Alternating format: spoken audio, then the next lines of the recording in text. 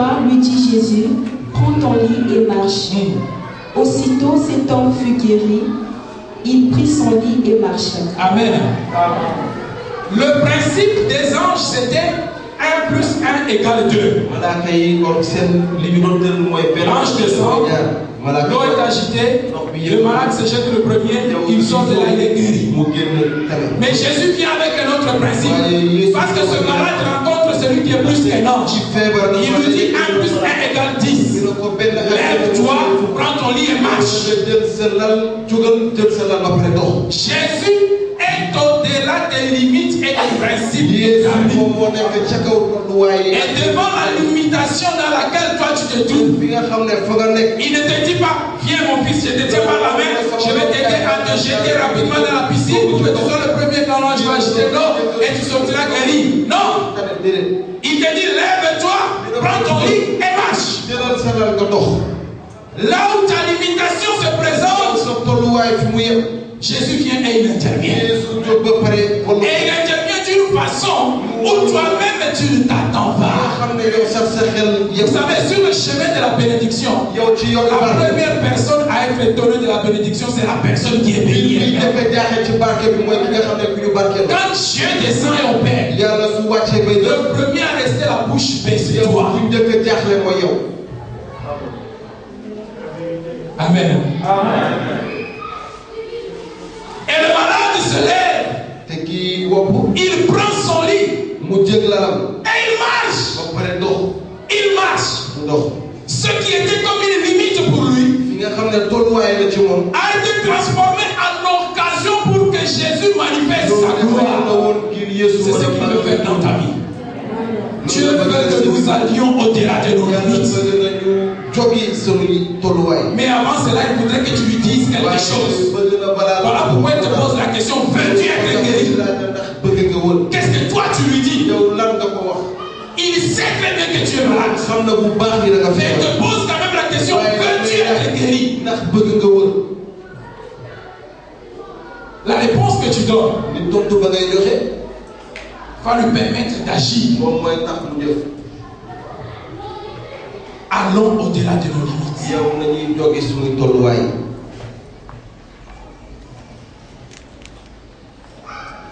Ça, ce sont les limites intrinsèques. Maintenant, je suis sûr que chacun de nous a pu faire une liste des limites de sa propre vie. Des limites liées à vous-même. Ça peut être une philosophie personnelle. Ça peut être des principes personnels que tu t'es établi toi-même. Ça peut être une façon de penser. Ça peut aussi être un handicap physique. Ça peut être un caractère. Il y a certains caractères qui sont comme des limites et qui empêchent Dieu d'opérer comme il se doit, ou qui n'empêchent toi d'agir comme il se doit. Alors Dieu veut venir casser cette limite et te faire passer. Quelle est ta limite intrinsèque? Ta limite intérieure. Deuxième catégorie de limites. Des limites extrinsèques. C'est-à-dire des limites qui se trouvent en dehors de soi. Ce sont généralement des limites qu'on subit, qui se présentent parfois à l'improviste. En cours de course, on les découvre, ou on les a imposées à nous. Et souvent, ces limites se manifestent sous forme d'adversité, d'opposition, des ennemis, des barrières, et des barrières culturelles même aussi. Ça, ce sont des limites extrinsèques, en dehors de soi. Tu regardes la chose et toi-même tu te dis ici, je ne peux rien faire. Non pas parce qu'en moi il y a une limitation, mais elle m'a été imposée de l'extérieur.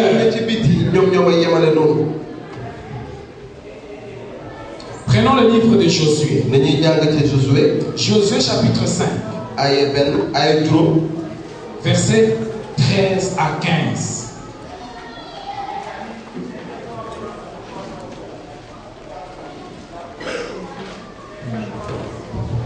Josué chapitre 5, versets 13 à 15. Comme Josué était près de Jéricho, il leva les yeux et regarda. Voici un homme se tenait debout devant lui, son épée nue dans la main. Il alla vers lui et lui dit: Es-tu des nôtres ou de nos ennemis? Il répondit: Non, mais je suis le chef de l'armée de l'Éternel. J'arrive maintenant. Josué tomba le visage contre terre, se prosterna et lui dit: Qu'est-ce que mon Seigneur dit à son serviteur? Et le chef de l'armée de l'Éternel dit à Josué: ôte tes souliers de tes pieds, car le lieu sur lequel tu te tiens est saint. Et Josué fit ainsi. Amen. Amen. Josué se trouve devant Jéricho. Il campe dans les plaines en face de Jéricho. Leur objectif, c'était d'entrer et prendre possession de Jéricho. Alors lui et toute l'armée d'Israël étaient complètement abattus. Parce que la prise de Jéricho n'était pas une chose facile. Plus loin au chapitre 6, le verset 1 nous dit ceci: que Jéricho était une ville barricadée. Une ville fermée.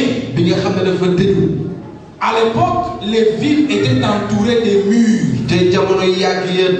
Parce qu'une ville n'avait pas la dimension de Dakar ou de Abidjan. Non, c'était pas comme ça. C'était pour les fortifier, on érigeait des murs très hauts. Comme frontière.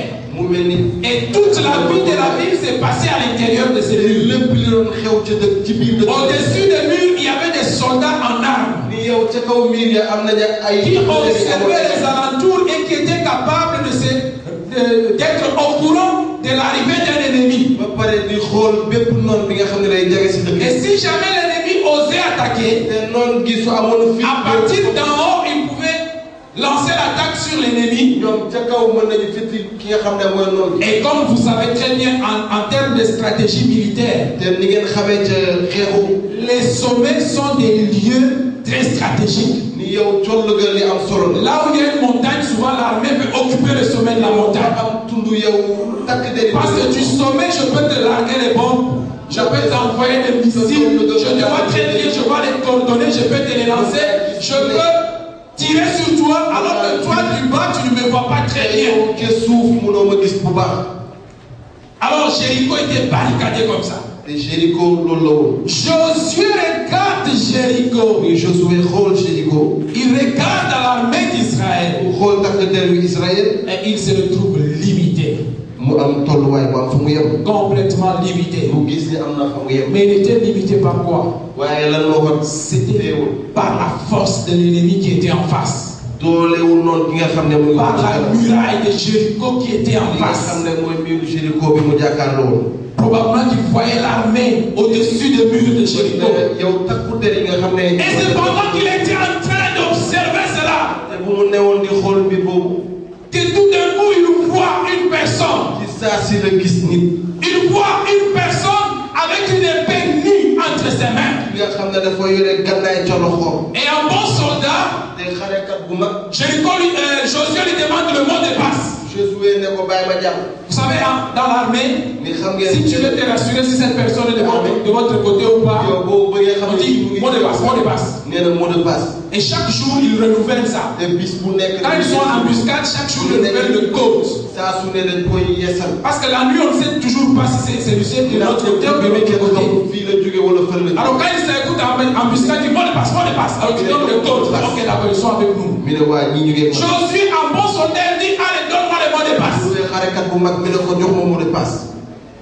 Parce que quand tu vois quelqu'un avec une épée, toi aussi cherche où se trouve ton épée. Es-tu avec nous ou contre nous? Es-tu pour nous ou contre nous?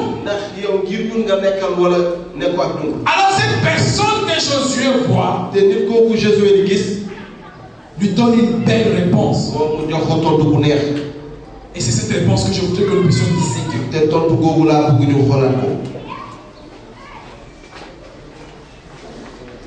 Il répondit, non, je suis le chef de l'armée de l'Éternel. J'arrive maintenant. Amen. Amen. Es-tu pour nous ou contre nous? Je suis le chef de l'armée de l'Éternel.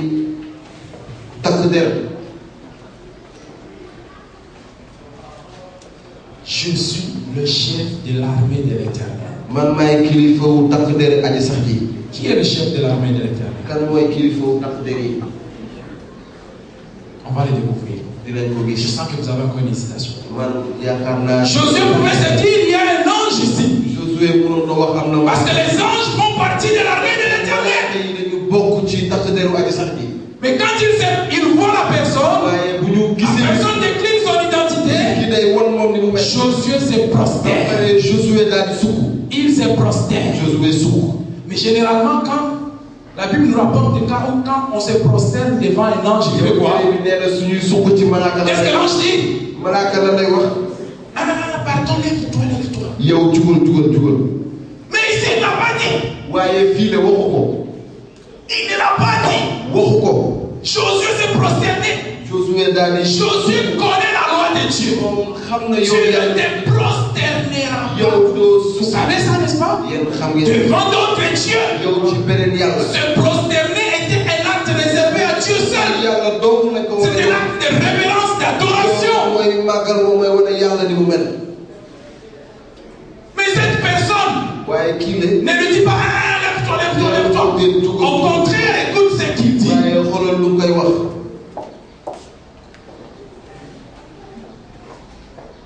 Enlève tes sandales de tes pieds.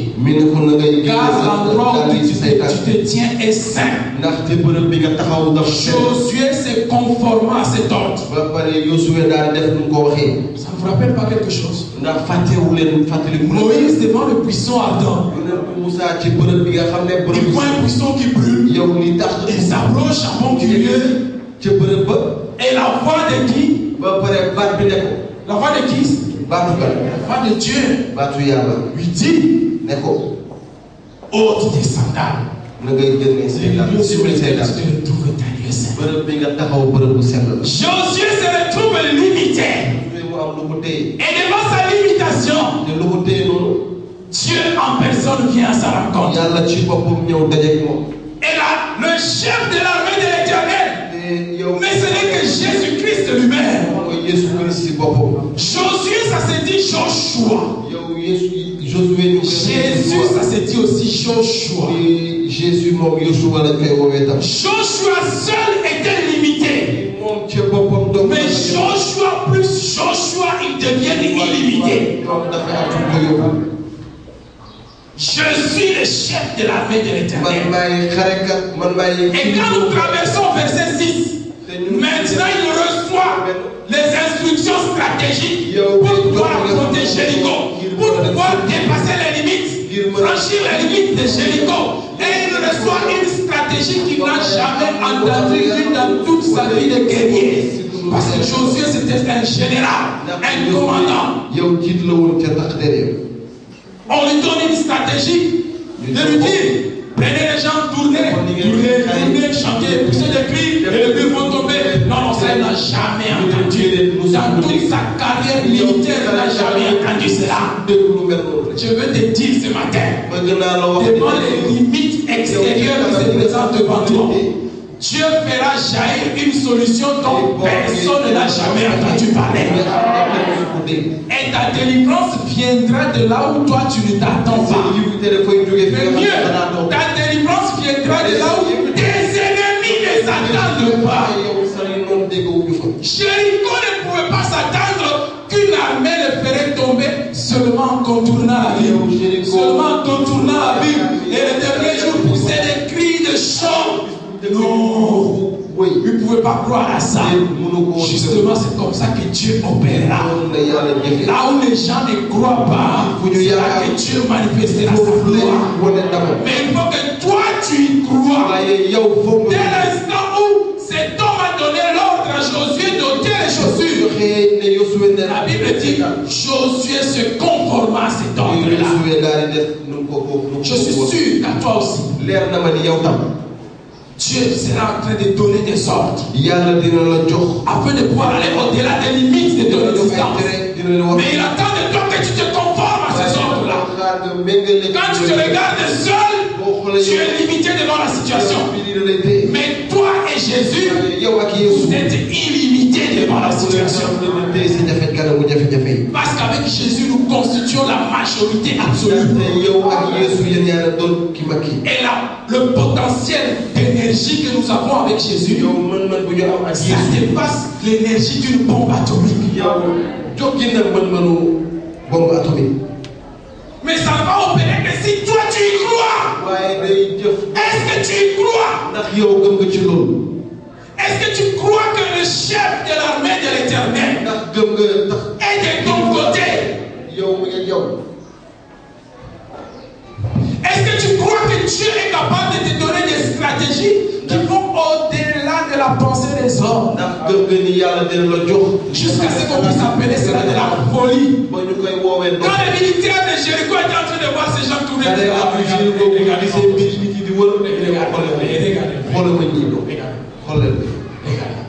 écoutez, beaucoup de gens dans nos villes disent ça. On ne s'est jamais dit ça. Regardez. Dans notre langue, il y a un adage qui dit même.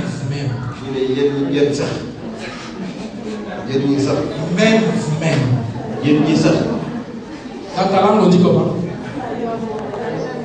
Et dans ta langue? Maman, dans ta langue, on dit comment? Même vous-même. Donc, quand les gens te regardent, ils disent vraiment. Donc, quand tu dis, moi je vais me marier, vraiment toi aussi.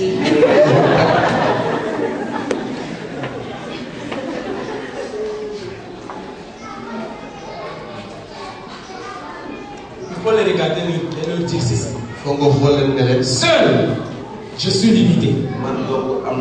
Mais avec Jésus, je suis illimité. Joshua plus Joshua égale illimité.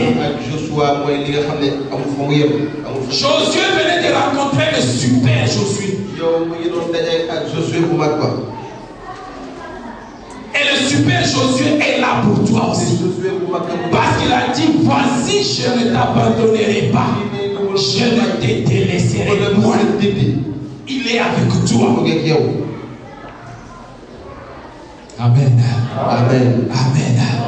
Est-ce que Dieu te parle ce matin?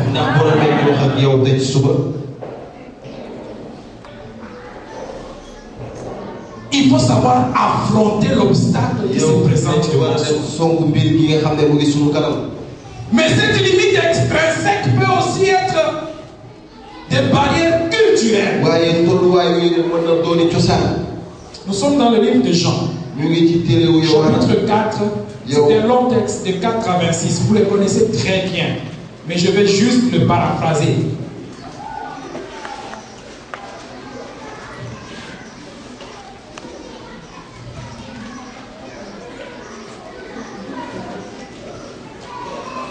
C'est l'histoire de Jésus avec la femme samaritaine. Je voudrais que nous ayons quand même le doigt dessus, parce qu'il y a 2 ou 4 choses que nous avons tirées de Dieu.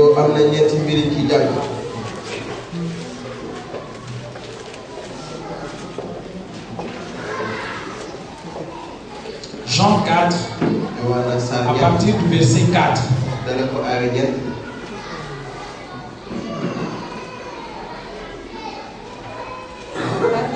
verset 4. Je lis au nom du Seigneur. Amen. Comme il fallait qu'il passât par la Samarie, il arriva dans une ville de Samarie nommée Sichar, près du puits que Jacob avait donné à Joseph son fils. Là se trouvait le puits de Jacob. Jésus, fatigué du voyage, était assis au bord du puits. C'était environ la 6e heure. Une femme de Samarie vint puiser de l'eau. Jésus lui dit, « Donne-moi à boire. » Car ses disciples étaient allés à la ville pour acheter des vivres. La femme samaritaine lui dit, « Comment toi, qui es juif, me demandes-tu à boire, à moi qui suis une femme samaritaine ?» Les Juifs, en effet, n'ont pas de relation avec les Samaritains. Amen. On peut arrêter un peu.